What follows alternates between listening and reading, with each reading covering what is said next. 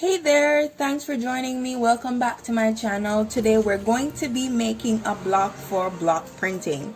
Now there are a lot of you who are at home with your kids and you are looking for activities to do that are simple, that can get them engaged. Now today we're going to be learning how to make a block for block printing, and at the end we're going to do a couple of test prints for you. So the things that you will need are pencil, markers, wood glue, a scissors, cotton twine, glue sticks, and a glue gun if you have one. If you don't have any wood glue, you can use this instead.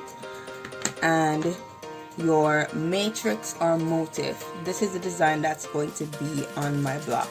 So in the interest of time, I already created, or in the interest of time, I already drew my design onto my block. So this is it right here. So I'm just going to move all these other things out of the way. Alright, so what I did was to go over my block with pencil first to transfer the drawing, and then I use my black marker to outline my motif.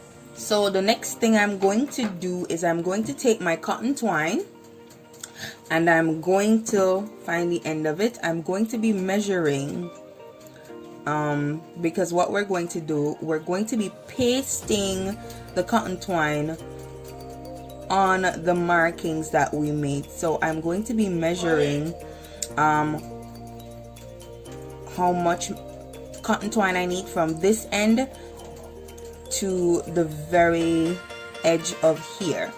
So as usual, in the interest of time, I already pre-measured the amount that I needed. And so what I'm going to do now is I'm going to add my glue. So for those of you who are familiar with wood glue, I'm just going to have a piece of wood here beside me, and I'm going to put my wood glue on.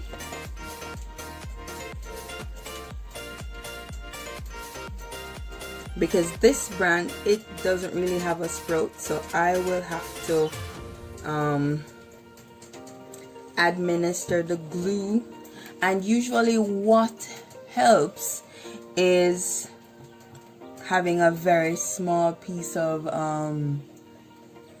stick like this. So this was actually a chopstick that I got from a Chinese restaurant, and I repurposed it because why not?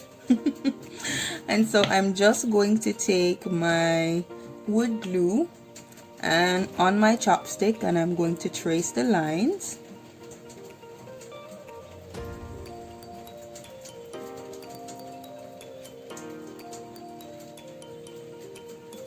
So we want to make sure to get ample glue because we want it to hold the cotton twine down.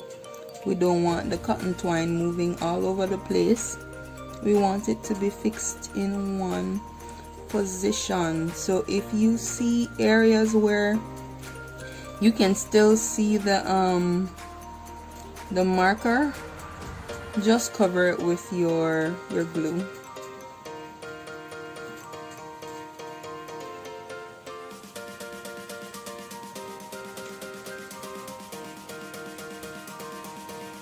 Alright, so let's attempt to glue the first piece down. Let's do this. Alright, so I start at the end here and I go all the way around the top. If you notice, I'm pressing in the areas so that I do not pull my cotton twine off the block. Alright, so there we go with our first So what we're going to do is we're going to cut off the excess. Now I would use my scissors, but my scissors is kind of big and bulky, so I'm going to use my thread cutter, because you know, if you have one handy, please go ahead, or if you can get a smaller scissors to cut your excess twine. Oh Lord, no. All right, so we're going to glue that back down, and awesome. So that wasn't so bad. So I'm going to finish gluing my twine to my block, so I'll catch you back at the end of that. Alright, so this is how we're doing so far. We still have a little ways to go. We need to put in another eyelash right here and another one here, and then fill in the eyes right here.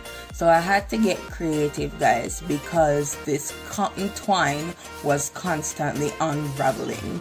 Alright, the unraveling was serious. So what I had to do was to get a lighter. I had to be innovative and, you know, problem solving oriented, and I had to get the lighter, and what I did was to burn the end and stop it from raveling, and so I was able to cut the very small pieces and have them glued onto the block. So I'm gonna come back at you when I finish filling in the eyes, and after that we're going to let our block rest for a couple of hours to dry, and then we are going to do our first print. I'm excited. I hope you are too. Alright guys, see you in a bit. Alright, so I filled in one of my eyes, and what I'm doing is I'm just creating a spiral with the cotton twine until it's all filled up. So you can do the same. It's very easy. I just fill it in with the glue, fill in the eye with the glue, and then I create a spiral. I'm going to do one on camera so that you can see what I did and you can replicate.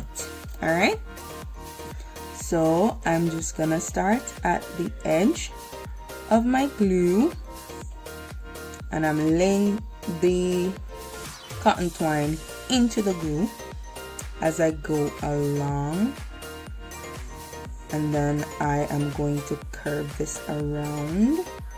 Remember, we're making spirals now. Alright, you can turn your block if you need to. Alright, so we're almost at the center, and I'm just pressing down, and I am going to cut my cord cotton twine right now. Just cut it right here. So my scissors is not the sharpest, so it may give me a bit of problem, and don't worry too much if it pops back out. The glue is still wet, so it's not going to stay. And I'm closing off the end with a little bit of fire from my lighter, and then I just stuck this inside and press it down, down. But wait, this part is kicking out, so all I do is I just push it back in, and then we're going to leave this to dry for about 2 hours, and then we're gonna come back and do our prints. So see you in a little while. Alright guys, so we are back. Take a look. It is completely dry, and as they say here in Jamaica, that the proof is in the pudding. So we are going to test out this block right now. So I have my little piece of sponge. I have me a bit of printing ink right here. And let me just move my motif out of the way. So here we go. Oh yes, I have my little piece of material here. In the absence of white, I just use whatever color I have. And thankfully, black is something that can work. So I am loading my piece of sponge right about now. Loading my sponge. Alright, so my sponge is loaded, and now I'm going to load my block. So make sure that you cover all the areas of the twine. If you need to reload your sponge, please do, because your twine got to be covered so that you can make the print. So here we go. Oh my god, I'm excited. So I have loaded my block, and we're going to make our first print. Deep breath. And here we go. And you're going to put a bit of pressure on it to get the ink off the block.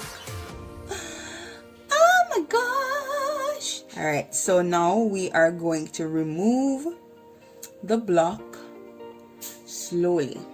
All right, from one end to the next. So like this. Oh, look at that print. Look at the print. Look at the print. All right, so I'm going to make another print. So I'm going to reload my sponge and reload my block. And we're going to make a second print.